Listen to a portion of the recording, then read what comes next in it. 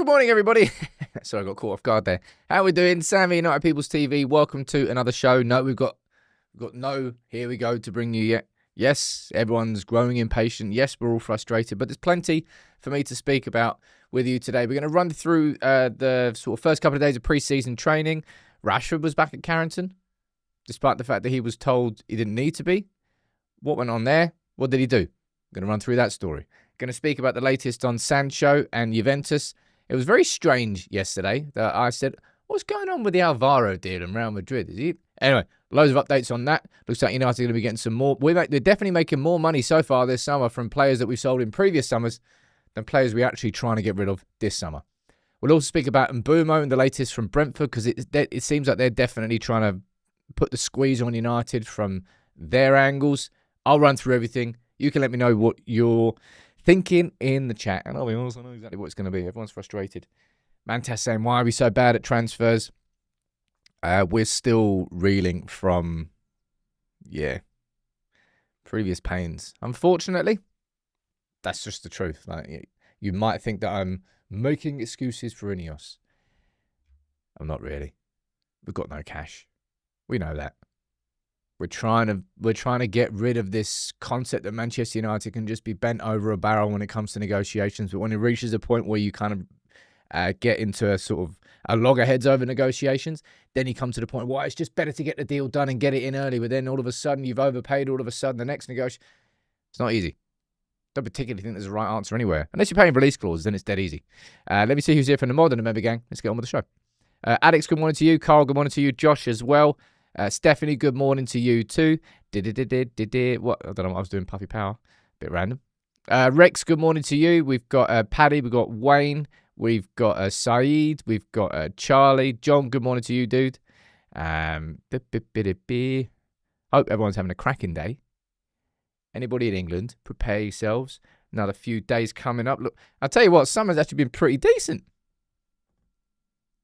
As it should be. This country, if I ever get to the point where I want to get rich to the point where I've got a house in a different country so I can live outside of the UK between after Christmas until like the start of April. Yeah, come on. That's the ideal situation. Right, let's run through the show. Everyone get involved. If you can, drop a like on it. It does make a big difference. I just wanted to sort of start with this, like, mate, that is mad, isn't it? Chelsea, it doesn't matter whether Chelsea win the Club World Cup. Who have they even faced on the way to the final? They beat Fluminense in the semis. João Pedro scoring 2 on his full debut, I think, against his former club. But Chelsea getting 80 million. If I remember correctly, I don't know the exact numbers, right? I'm pretty sure that the winners of the Champions League got somewhere in the region, was it like 130 mil? I think so, something like that. Anyway, we wonder why Chelsea are able to spend in the way that they are able to spend. Well, they sold their hotel to the partners who own Chelsea. They sold their women's team to themselves as well. They sold themselves like 300-400 mil worth of assets. And they're getting 80 million for that. Chelsea are probably going to spend another 100-odd million this summer. I hate that football club so much, man. I really do. Like, Chelsea were a decent team back in the day. I remember when they had like Dennis Wise, Dan Petrescu, Gianluca Vialli. And they always kind of gave United a pretty decent game. I remember that Cause shirt back when I was like 7 or 8. But I think they got into the FA Cup final maybe. But they were just like, until then Abramovich came in and it was just like, spend. Here's all the money I've just stolen from Russia. Spend. And now they're doing the same thing again because they found new loopholes. It's absolutely mad. Benfica, LA, Palmeiras and Fluminense. And they've won 80 million as a consequence. Yeah, Zola. Frank Leboeuf. Now you're talking. Desai, he was in that team. Did they have... No, Ed De Hoy. He was a United... Was he a United goalkeeper? Have I completely made that up? Man, that is a niche. Where's that come from? Ed De Hoy played for Chelsea between 97 and 2003. Anyone remember this bloke? This is what you come here for, right? This is the real show. Look at that bloody Ed De Hoy. Anyway, I used to like Chelsea back in the day. Just don't really have any time for them now. Something I want to quickly say here, which is another little random point, but talk of the Devils. I want to say congratulations to them for launching their YouTube channel. For them, within the first 7 days, to get 12,000 subscribers. For their first video to get 22,000 views. It's indicative of the audience that they have built. And Andy, Ian, Laurie, and Carl, they're the good guys. It's content, United content creators like Talk of the Devils, and ideally what we're doing here at United People's TV, we're trying to elevate the conversation past just ranting and raving, past just the low-hanging fruits, to try and create something that might be a little bit more meaningful, that might have a little bit more quality to it. So I want to say, if you can go over to it, was it at TOT Devils is the YouTube name. So yeah, Talk of the Devils. I'd love to go on there at some point. I'd love to get them. I miss doing interviews on this channel. Matt, you're saying what happened to the podcast? So the podcast, I'll tell you the plans with it. Yeah, Paddock. I've got a lot of time for Paddock as well. Jay and Steve and Adam, I think, and Joe, they do good stuff too. They really do. With the podcast, United Daily, I was doing that before the live show, and it was just a little bit intense. Like, you can see that there's 4 lads that are on Talk of the Devils. There's like 4 main lads there on Stretford Paddock. I'm isolated. And it's just kind of, it is what it is. I don't live in Manchester. Or any mates that I have from the footy, I only ever see when I go to footy. It's why I need to bring in other people that want to go on a journey with United People's TV, because there's so many ideas, like the podcast I want to bring back, but I need other people to do it with me. And I've already said this to you, and a couple of you have reached out, but nobody who's been properly appropriate just now. But there's certain ones that have been. But if you want to get involved in United People's TV and you want to be a face of United People's TV, say like you're a budding journalist, you've just, I don't know, just come out of Salford Uni or anything like that. There's so many opportunities I can offer to people if they want to get involved, but they have to be committed and they have to want to go on that journey with me. And yeah, anyway, big up to Talk of the Devils and good luck to them. Hope it goes well. Now, it was really random yesterday. I sort of like manifested it. So what I should do now is that it's really random that there isn't like a Mbeumo, like, here we go. And maybe a big going in for like a decent midfielder. Probably won't work. Yeah, Hakan, hope so. Chelsea can pay at least 60 for Garnacho. I'll be pissed off if Garnacho goes to Chelsea. But that's a compromise I'm willing to deal with. If that's how United can get a good money in for Garnacho, then we'll deal with it. We'll deal with it. I would much rather Garnacho went to Chelsea. And whether he's successful or not, I don't really care. But I'd rather he went to Chelsea rather than me just saying in my non-compromising position, no, not sending him to any Premier League club, and then we can't sell him. Those two situations, send him to Chelsea or don't sell him. I'm sending him to Chelsea. But yeah, very randomly, all the stuff came out.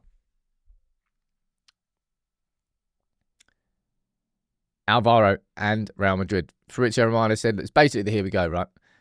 Real Madrid are closing in on the Alvaro Carreras deal with Rafael Obrador to Benfica included as part of the negotiations. Carreras to Real Madrid, here we go, very soon. Now,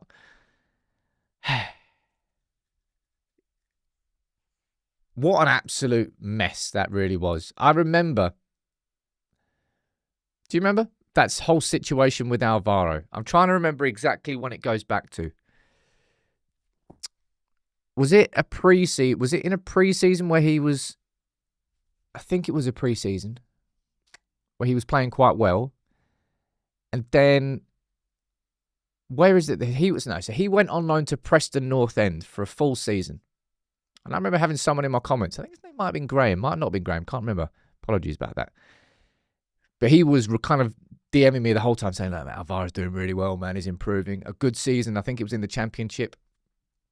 And then from there, He came back to the club, and we kind of needed a left back. I can't remember the exact chain of events and what happened when, but obviously we signed Malacia as a backup. Alvaro was overlooked. He was then sold to Benfica. Was that in January or was that in... Can't remember. Was that in the summer? Either way, Alvaro was overlooked by Erik ten Hag. In the same way that Ahmad was overlooked for Anthony. And I'll be honest, I think I'm going to have to do a video on that. Because I think those two, Alvaro and Ahmad, should be held up really as examples. Now, I'm not sure whether Alvaro would have been the exact level of player that he is now had he not spent his time in Benfica and sort of massively developed there. That's a variable that we don't know. But he's about to move to Real Madrid for 50 mil. This is going to be some good money for United. And that's the only positive that we can take from this. Now, the silver lining is that United, overall, if you include the money for Elanga, you include the money that we're going to get for Alvaro. Reguilon. There you go. I knew I was forgetting something else. It was Reguilon, wasn't it?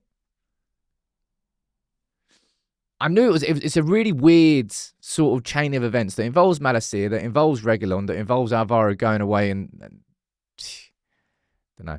Is Alvaro and Javier Bardem related? Man, I love Javier Bardem. Sick actor. No Country for Old Men. Oh! Watched that again the other week. Damn, it's still good. That guy is... You know when someone, like, plays a villain too well? A bit like, what's his face in Inglourious Bastards? I've got his picture in my mind. I've got his face.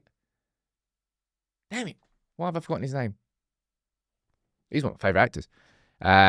Rex, you sent a super chat saying, speaking of achievements, UPTV were the 6th most watched fan channel. Is that true? That's mad. That's mad. Big up to that. What are we saying down here? Come on, someone give me his name. I'm looking in the chat for his name. Christoph Waltz. Damn it. How can I forget Christoph Waltz's name? If I remember correctly, Tarantino found him and that was his first film, wasn't it? Anyway, we're going to be getting some money for Alvaro. That's some good money, right? We're going to be getting some money from Elanga. That's some good money. Now, I think there's other ones as well. Maxi Oyedele, if he goes, I think United have got a 40% sell-on clause, which is great, but he's got a release clause of 6 million euros. So United are only going to get, what's that? 10%? 2.4 mil euros? I think so. Anyway, another 2 mil. Good. On top of the Alvaro, I don't know the exact numbers here, so don't take this for gospel. But when I do, I'm going to be updating this board here, right? I've changed it to exits and clauses. Because United are actually, right now,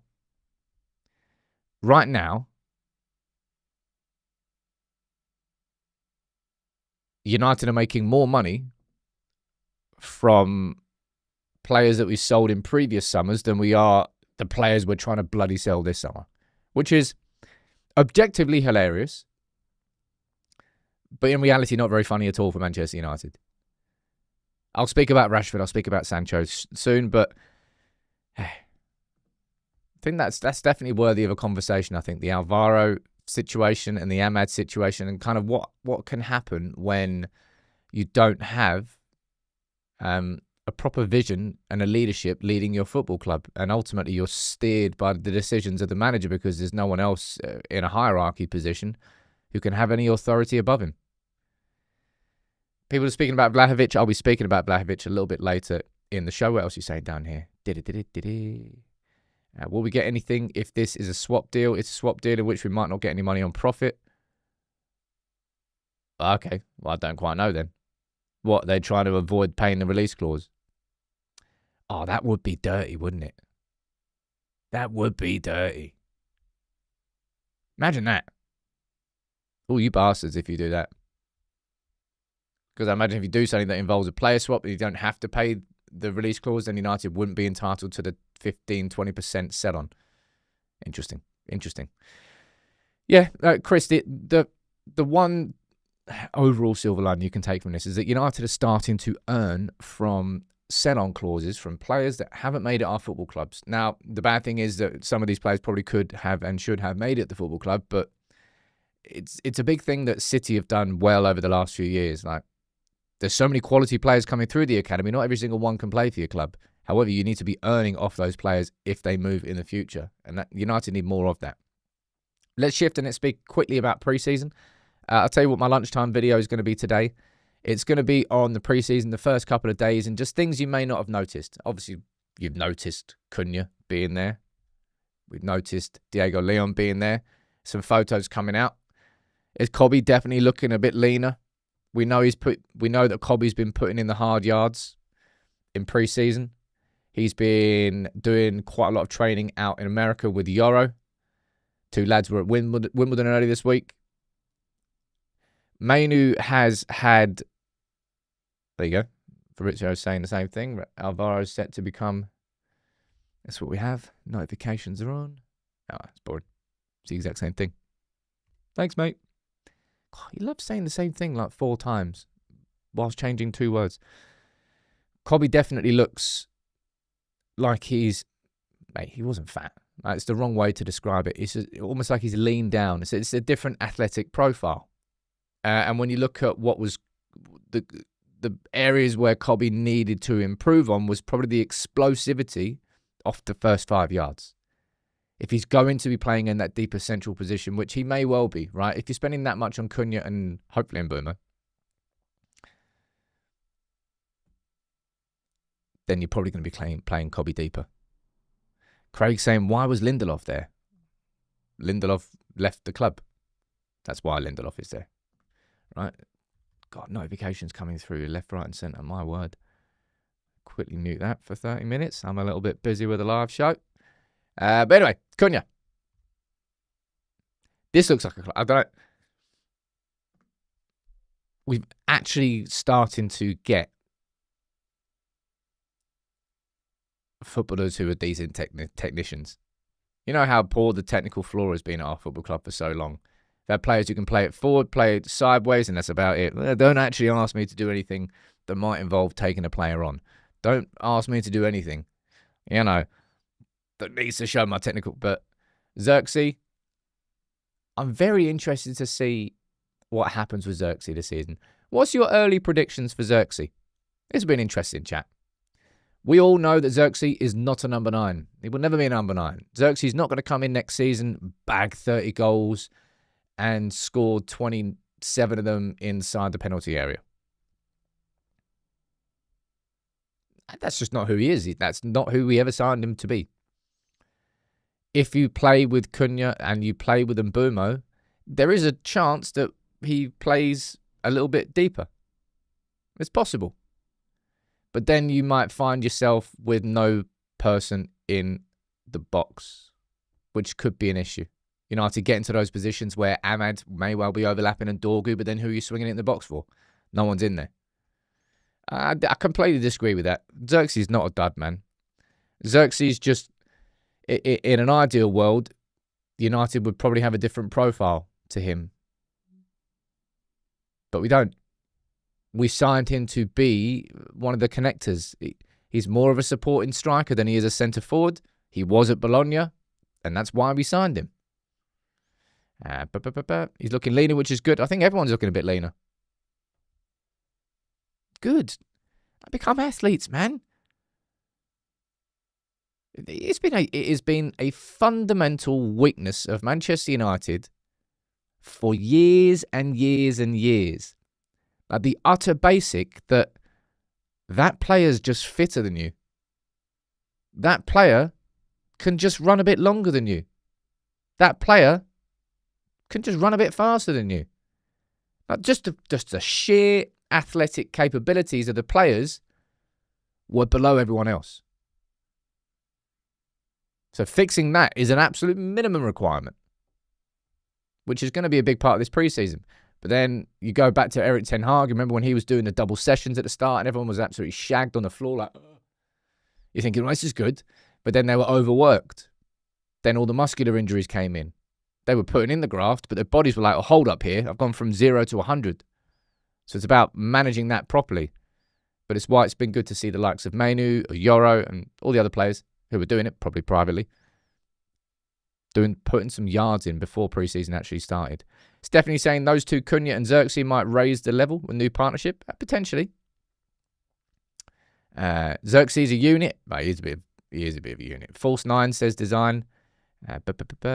Should have sold Xerxes. Could have made back 25 mil. You really don't like Xerxes, do you?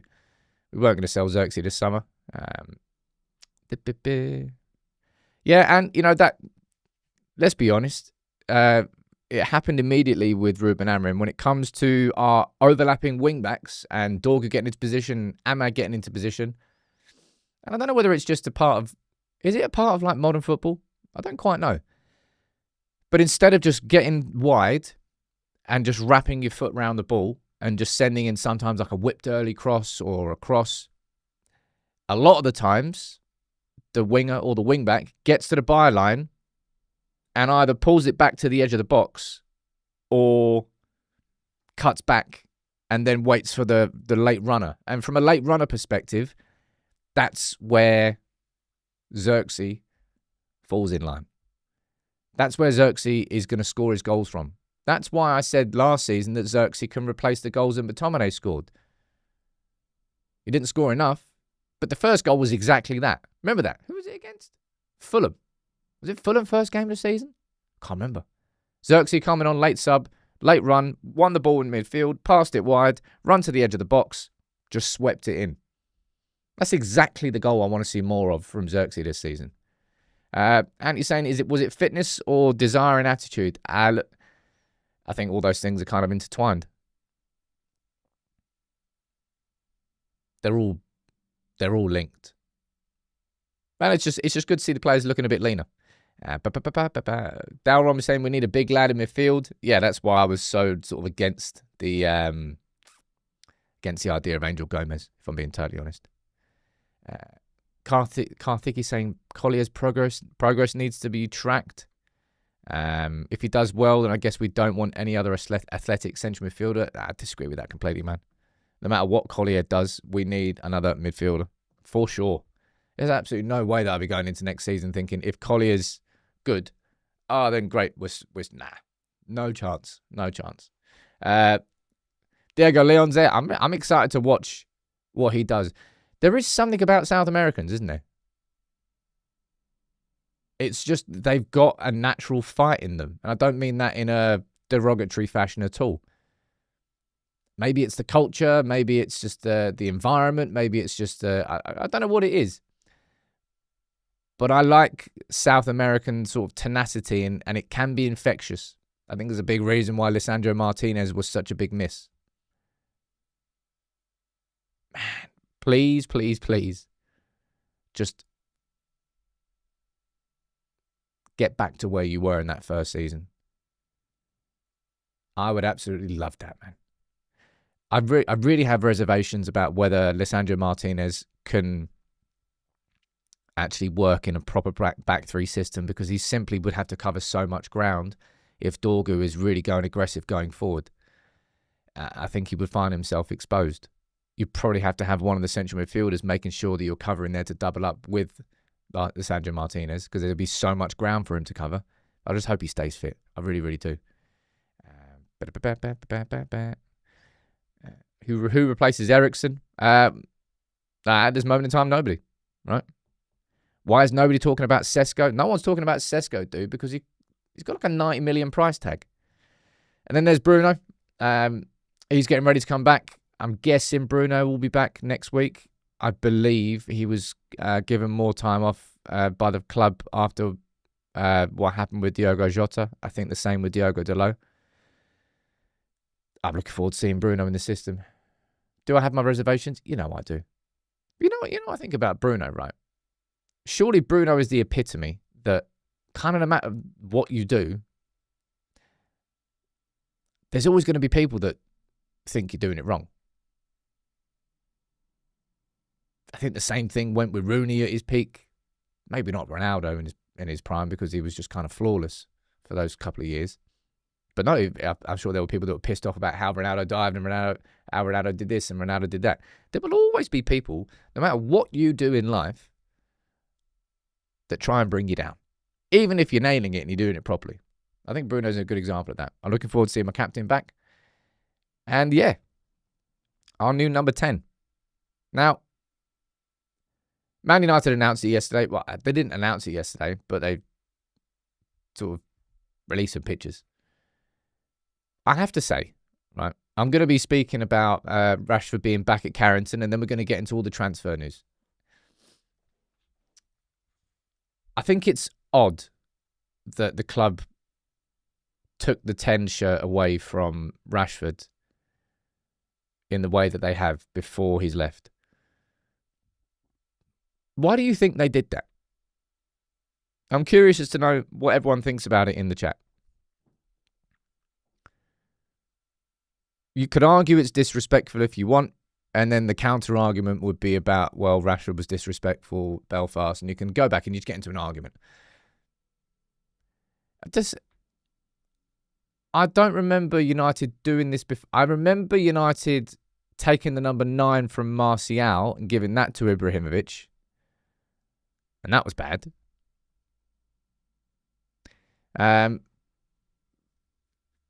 I'll read your chats on it. And let's go down here. It's saying, Dazzy's saying to try and push him out. He's been exiled because he wasn't needed anymore. Punishment. That means Rashford would no longer play to show he's got no future. Who cares? He was leaving to make an example. Stamp a mark. No going back. Well, this is definitely a bit odd. So Rashford was back at Carrington. You know what the story was. Rashford, Anthony, Sancho, Garnacho and Malacia were told by the club. They weren't banned by the club. They were saying you can't come into the training ground, but they're saying, look, all of you, you don't need to come back for pre-season because your futures aren't at the club. And Man United briefed that those players had asked to leave the club. The counter briefs came out that the players hadn't asked, oh, is it the club or is it the players? And you get into the argument. But Rashford was back at Carrington on Monday. It's from Mark Critchley from The Athletic. He reported back for training, and despite being one of 5 players, he worked on an individual basis and did not take part in training with the rest of Ruben Amorim's squad. United said on Friday that returns would be delayed. Medical and rehab facilities have remained available to the players. So, presumably, Rashford was just there doing an individual, I don't know, might have been using the gym. I don't exactly know what. I thought that was a little bit odd. Even if you think it wasn't odd that his shirt got taken away from him, I didn't expect him to be there. But United didn't ban him from being there. Let me see what you're saying down here in the chat. Cyrus, thanks for the super chat, man. Given all the transfers, top 4 had, it's impossible for us to even consider the top 4 for next season, even after a big summer. There is a huge gap. There's a lot to do, man. There always was a lot to do, let alone when others are strengthening around us. And I say others are strengthening around us. We're 15th, man. Everyone is. Brad has already said what our aim is this season. It's top 6. He said that in his interview with Andy Mitten in United We Stand. Top 6 is going to be the aim for United. Now, I know it's impossible to see that right now. There's still, 5-6 weeks until the season starts? Man, we've got to have a mega July. Mega July. We really, really do. Waiting on Barca. There is no update to bring you. We know full well this whole time Rashford's been waiting for Barca. And you're saying, I think given that we know of Ruben's personality, it's his way of saying there's only one name that matters, and that is Ruben. Look, I don't want Ruben to be a Jose Mourinho style dictator of a manager. That's how Mourinho worked. Like, if you were on the Mourinho bus, the siege mentality, it was like a battering ram. Like, you just couldn't. It was an absolute team of warriors. It's what worked at Chelsea. It's what worked at Inter. It's what worked at Real Madrid. But if you're not on the bus, you're probably going to get stamped on. You're probably just going to get cast to the side of the road, and that's it. Even if you're a player, don't really care. Don't care if I offend you. Don't care if I piss you off. That was Jose Mourinho's style of management. An abrasive man manager is probably what I would call Mourinho. But it worked when it worked. Ruben Amorim's a bit different. Ruben Amorim is trying to... Well, he's not mollycoddling players. He's not just putting his arms round and sort of like high-fiving everyone, but he's trying to instigate change. And he did that at Sporting. You can come in here and say, oh, Sporting's not Man United. I'll be like, sure. And I will come back at you and saying, this is a man who was a Benfica player, a Benfica fan, who then went to their bitter rival Sporting, who hadn't won the league in 20 years, and in one summer turned it around and they won their first season. In his first full season in charge, he won the league with them. Now, you might say that that's not an achievement because it's not Man United, but it's a fucking massive achievement. And that experience that he's had, those learnings when he had that first summer at Sporting, I guarantee you he'll be trying to replicate those things now. He'll be trying to do those same things that worked before and apply it to United. Now, it won't exactly work bar for bar because Sporting isn't United. But this is a man who has done a similar turnaround before. And I imagine he'll be involved just as it was his decision to block the Amazon All or Nothing series. Thank you, Ruben. He would have been... It probably wouldn't have been just his decision, but he would have been a large part of it in stopping Garnacho, Rashford, Sancho, Anthony and Malacia from coming back to the training ground. Josh, you're quoting me down there. What got you here won't get you there. No, the same playbook won't work. But there will be things that he has learned on the road to being at this point that would put him in a good position. Now, whether it works or not, we'll find out. We've got a big old preseason. Right, let's speak about Melty McMeltus.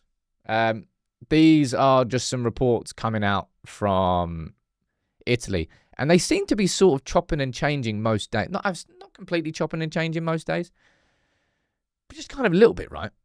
Was it only yesterday we were hearing that from DiMarzio that Juve's priority was keeping Francesco Conte out and that Sancho was the side piece and that Sancho was the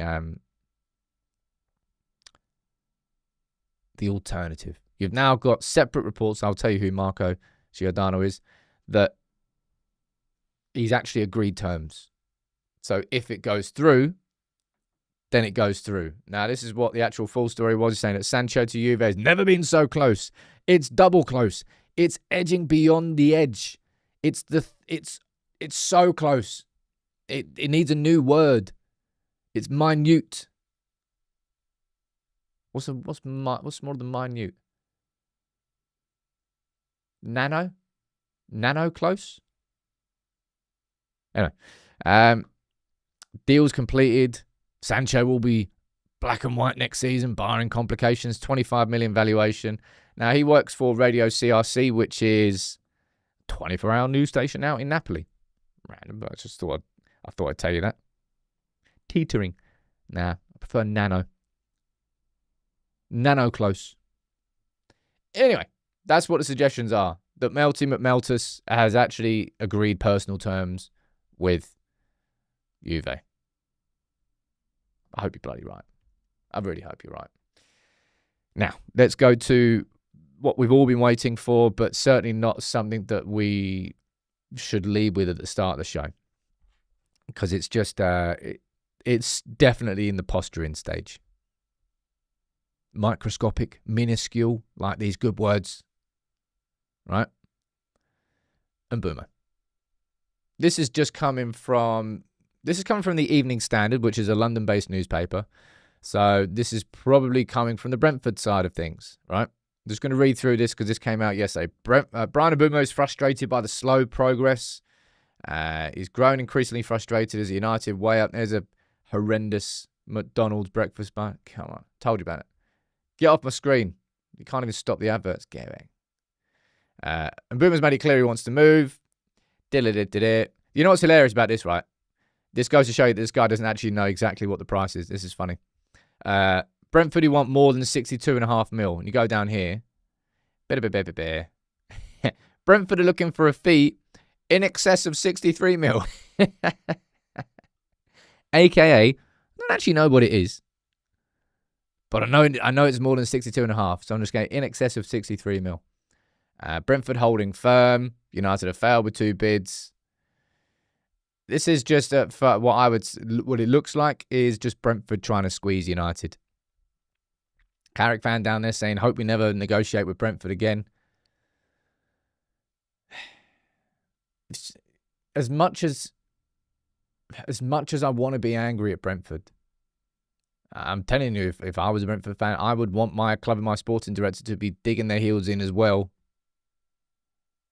When I look at the Elanga prices and I look at the João Pedro prices, Daz, you're saying it's not a Brentford problem, it's an us problem. It's Brentford taking advantage of an us problem. That's what I think it's always been. They know our position. They know our cash position. It's very well documented. They know that we can't sell players. They know that we want Mbeumo.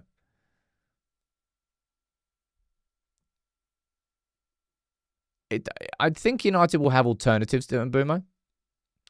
But I think in the way that we found ourselves in for Mbeumo was because we didn't sign Delap. Had we signed Delap, we may well have never ever been in for Bryan Mbeumo. So it may well be a case that if we don't sign Bryan Mbeumo, which I don't think will happen, but I don't think necessarily that the alternatives will be other right wingers. I think United might switch their funds to go elsewhere. This just feels like nothing more than Brentford trying to put more of a squeeze on, saying, oh, actually, Mbeumo's getting frustrated now. Well, you're getting that frustrated, dude. Hand in a formal transfer request. Put an Instagram post out saying, I've made it clear to Brentford that I want to join Manchester United, but right now the negotiations are not going through properly. I just want to get this done and resolved. I mean, he'll never do that because obviously that's burning all the bridges that exist at Brentford. I still remain confident. I still understand that some of you don't. But I think this is just more posturing. I still actually feel that it's going to get done for 62.5 mil. And I'm hoping, like, if we're hoping of things that could change or shift it, well, United getting, what is it? Elanga, 40 mil. We get 15% of that. Is it 6 mil from Elanga? I think 6 mil from Elanga. And if we were to get a similar amount for Alvaro, it'll be interesting to find. I don't know this, and no one's going to know this, but I hope that Manchester United, as part of the sell-on clauses, had it written into those contracts that the cash had to be paid in the summer where the player is sold.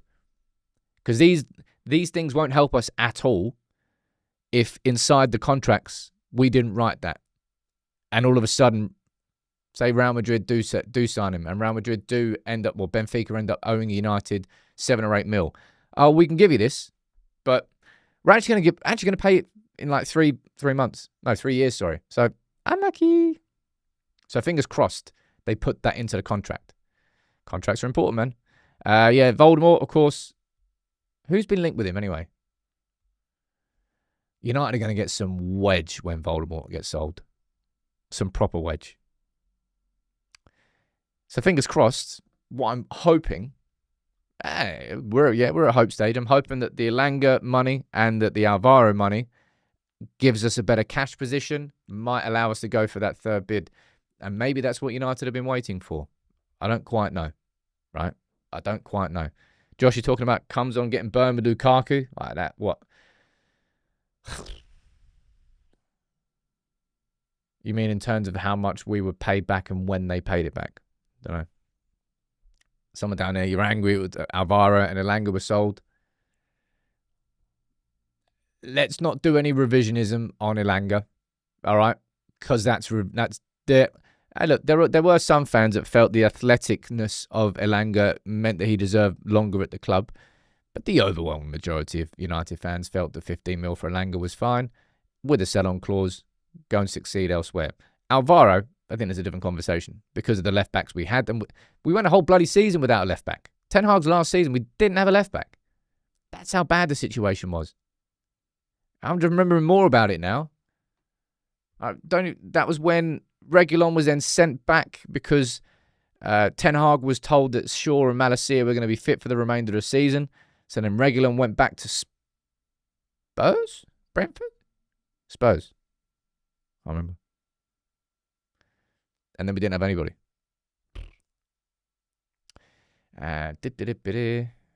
What are we saying down there? Should we get Calvert-Lewin on a free? No. No. Go and run in front of a bus instead. I spoke about that yesterday.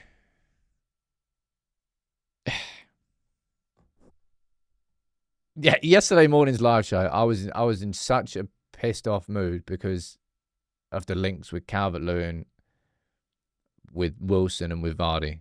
It's Spurs. He went back to Spurs. Spurs and Brentford, right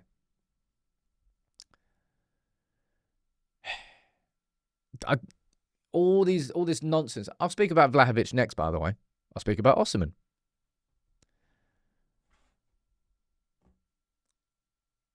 Just keep Højlund. If you're going to come out with all these bum striker options, Callum Wilson's the striker version of Luke Shaw.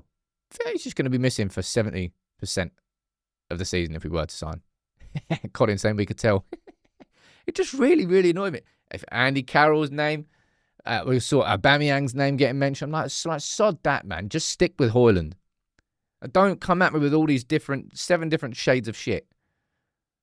Just keep Højlund.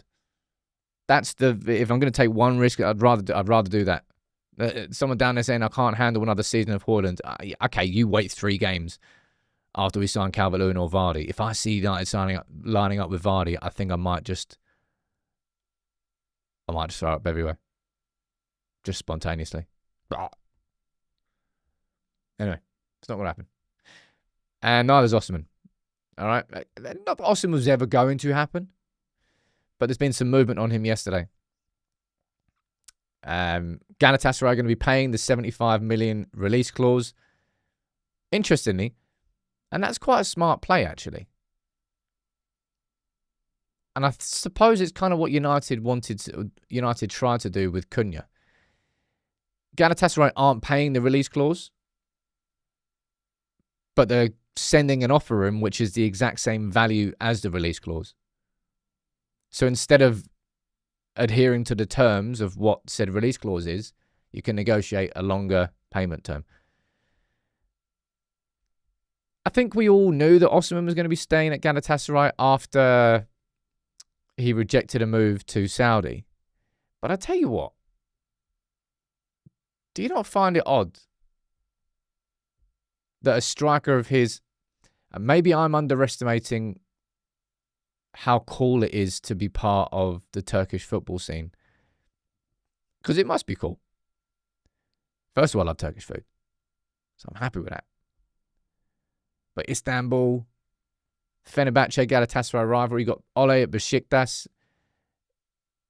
Who was it? Was it Trabzonspor who won it a couple of years ago? There was an unreal video I remember watching of the fans celebrating in the streets. It looked like the biggest festival I've ever seen in my life. So maybe, I don't know, maybe Turkish football is better than I'm giving it credit for. But just a player of Osimhen's quality to spend 2 years of his prime in Turkey feels like a little bit of a waste. It's just, that's all. It feels like a little bit of a waste. We know why. Mainly why is it's financially driven. Obviously, he's going to win the league probably again with Galatasaray, so he'd enjoy that. But Osimhen, off the cards. Was never on the cards. Was always considered a bit of a fantasy signing. And someone who's definitely, well, not definitely going to be on the cards, but there's going to be some fans in here, right, who are going to be all over Vlahovic. Maybe not in that sense. Maybe in that sense. It's up to you. But DiMarzio reporting this yesterday, that Juve are going to propose to him to terminate his contract. You go down here. So he gets, I mean, that is nuts. I don't even know what that works out as. I'm going to presume that Vlahovic, if I was to go over here, let's have a look. Vlahovic, transfer marked. I'm guessing his contract runs out next year. Contract expires next, so he's got, what is that, 1 year or 2 years left? 1 year left on his contract, and he gets 24 million gross per season. Have they got that right or wrong? I don't really know. Is it 12 million per season or is it... Either way, they're trying to get him to terminate his contract. I've got no idea why he'd ever do that. Why would he? Dudes, you sign a contract with me. And it's going to be a lot of United fans who are thinking, oh, why can't United do this? Because Juve are going to pay some hefty, hefty fines there, man. Some hefty fines. Well, I say hefty fines. A lot of money to get him to terminate his contract. Don't actually know whether it's 12 million, whether it's 24 million per season. Can't quite figure that out. Either way, dough. And Vlahovic may well join the free agent market, but like Dad says down there, like, mate, why would you terminate that? If you're Vlahovic, why would you sign me on this? Just because you don't like this contract, which I signed now. And it's exactly what United's players do. Well, I'm not going to walk away from it. You signed it. You gave it to me. Maybe they're just trying to say, look, I know that we've got a contract worth, let's just speak in hypothetical numbers here because these aren't completely accurate. You've got a contract worth 24 million if you were to stay here for the duration of the contract. We're willing to give you 5 million in order for that contract to be terminated now, and you enter the summer market as a free transfer. You can then sign another contract with another club, and therefore when you add the X amount that we're going to give you and the new contract you can get with another club, then that makes up for it. It's probably going to be the conversations. And United could, in theory, do that with Sancho, with lots of players. We need cash. We don't have much cash to give said player to terminate said contract. But I don't particularly know why he would do that. Fingers crossed. Please just get rid of players. Please. Someone's saying down there he's on 12 million a season. It's a lot. Whatever he's on, it's a lot of dough. I just don't know why he would terminate that contract. Unless, I don't know, say Juve are willing to pay half the contract up front, which would seem like a massive, massive risk on their part. Someone down there talking about Ivan Toney. Well, what did Ivan Toney do? Can't remember. Was it a free agent he ended up leaving as? I don't think it was. He was sold to Saudi, wasn't he? Not actual Saudis. Anyway, last 2 minutes of the show. Fire in your questions. Anything you want me to speak about, I will now. All right. If you can, please do drop a like on the video. It makes a big, big difference. Probably the most positive news here today is the fact that United are going to get an extra bit of money from Alvaro to Real Madrid. I know that there's going to be anger and frustration that United have just wasted so much money and that he could be playing for us, but that's kind of in the past. In the future and going forward and looking ahead, this is money coming in that we should be able to spend this summer. And I'm just hopeful that the Elanga and Alvaro money is something that can be used to actually get that third bloody bid in, right? What's happening with David Luiz, says Stephen down there. No idea what's happening with David Luiz. He's still a bit of an arsehole. Douglas Luiz, though, nothing that we've heard today. As far as we've heard so far, United are definitely interested in him. And I actually think that the Douglas Luiz and Jadon Sancho situations or sales would be completely separate. I don't think they'd be involved. Have you seen the third kit or the away kit? I've seen the third kit. Might have that hiding behind me. Who do I want us to go in for? This player called Mbeumo. I want us to sign an elite level central midfielder. That's what I want. We need a new central midfielder. I don't know whether that's going to be elite level. I don't know whether that's going to be a step down because of the prices. Maybe someone like Richard Rios or someone like Amadou Onana. I don't quite know where the investment would go, but we can't go into this season without signing a midfielder, right? Alex saying, if Mbeumo doesn't happen, do you think United should pivot toward a central midfielder first or a centre forward? Probably if we don't sign Mbeumo, you'd have to say centre forward. Because the only reason I was saying, look, if we signed Mbeumo, then I think our next option after that should be a central midfielder. But if we don't sign Mbeumo, I think you're probably going to have to go. Probably going to have to go for a striker. Renato Sanchez, random. Aloysius is saying, what can we send for the PO box? Dude, you can send anything, man. Anything that's going to fit ideally with that can be pinned onto the wall up there eventually when people send stuff. Or if not, if it's too big, I've got 2 shelves here. I forgot to get in contact with Royal Mail yesterday to find out, because it's been about a week and a bit now. I would have expected someone to send something, but maybe no one wants to send anything. Or maybe they're just ballsed up and is actually all somewhere else. We'll find out. Right, thank you all for tuning in. Lunchtime video is going to be around pre-season. I'm just going to pick out elements, squad number changes, players that we've seen, and things that we've noticed from the first couple of days. And yeah, all right. I hope you get a here we go at some point, but we don't know. We're just kind of sitting waiting. Take it easy.